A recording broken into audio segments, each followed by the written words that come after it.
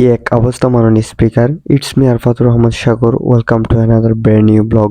আজকের ব্লগটা হচ্ছে বড়ইতলী ঝর্ণা নাইক্ষ্যংছড়ি। আপনারা যদি এই বড়ইতলী ঝর্ণায় আসতে চান তাহলে কিভাবে আসবেন আপনাদের সব ডিটেলস আজ বলে দেব।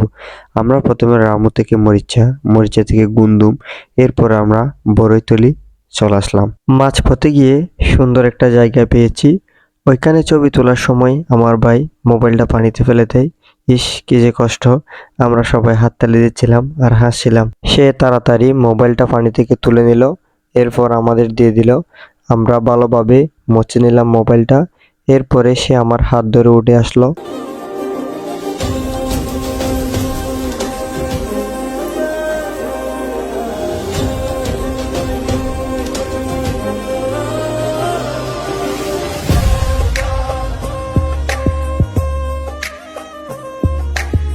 ঝর্ণায় যাওয়ার জন্য আমরা সর্বপ্রথম এই জিরিটা দেখতে পাই।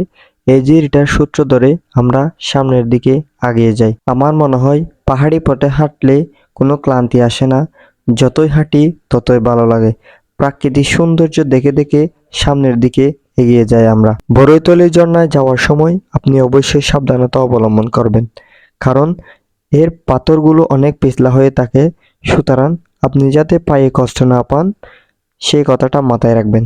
যতই আমরা সামনের দিকে এগোতে থাকি ততই আমরা সুন্দর সুন্দর দৃশ্য দেখতে পাই, তখন আমরা আরো সামনের দিকে যাওয়ার জন্য আনন্দ পাই।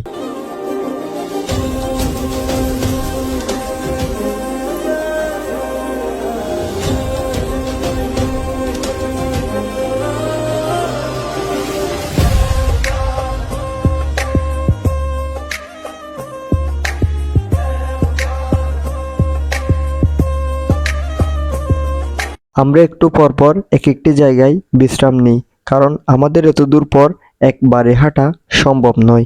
ঝর্ণায় যেতে প্রায় 1 ঘন্টা 30 মিনিট হাঁটতে হয়। আমরা আনন্দ উল্লাসের সাথে সামনের দিকে এগোতে থাকি। আমার আগে কোনোদিন দেখা হয়নি এমন সুন্দর কালো পাহাড়। সর্বোচ্চটা পেতে হলে নাকি একটু কষ্ট করতে হয়, তাই আমাদের মূল ঝর্ণায় যেতে একটু কষ্ট হয়েছে। আমরা সতর্কতার সাথে একজন একজন করে এটা পার হয়েছি এবং আমাদের ব্যাগগুলো পার করেছি। এটা পার করার পরে এমন একটা দৃশ্যের মুখোমুখি হয়েছি, সত্যি আমি অবাক হয়েছি এবং আমার চোখ জুড়িয়ে গেছে।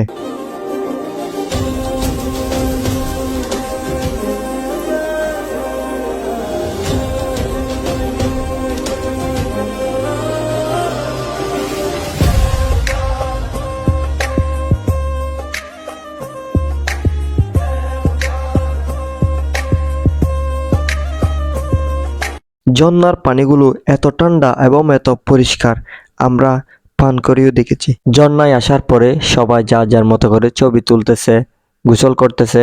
আমিও আমার মতো করে আনন্দটা উপভোগ করলাম। এখানেও আপনারা সতর্কতার সাথে নামবেন, কারণ আপনারা যাতে হাতে পায়ে ব্যথা না পান।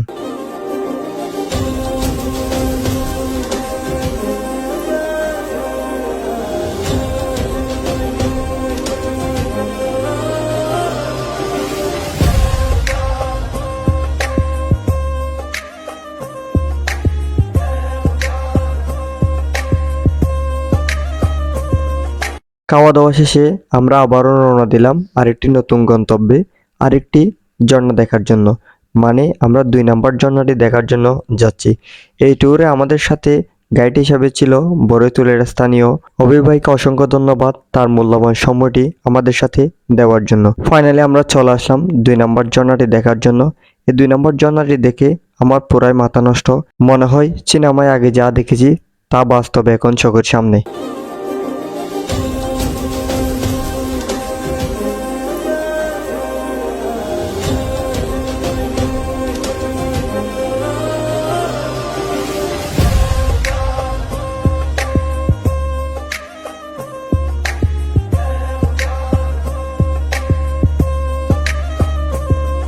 আশা করি বড়ইতলী ঝর্ণার ট্যুরটি সবারই খুবই ভালো লেগেছে।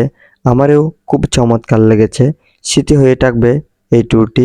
আপনারা যারা এখনো আমার চ্যানেলে নতুন, অবশ্যই সাবস্ক্রাইব করে পাশে থাকবেন। Thank you for watching video.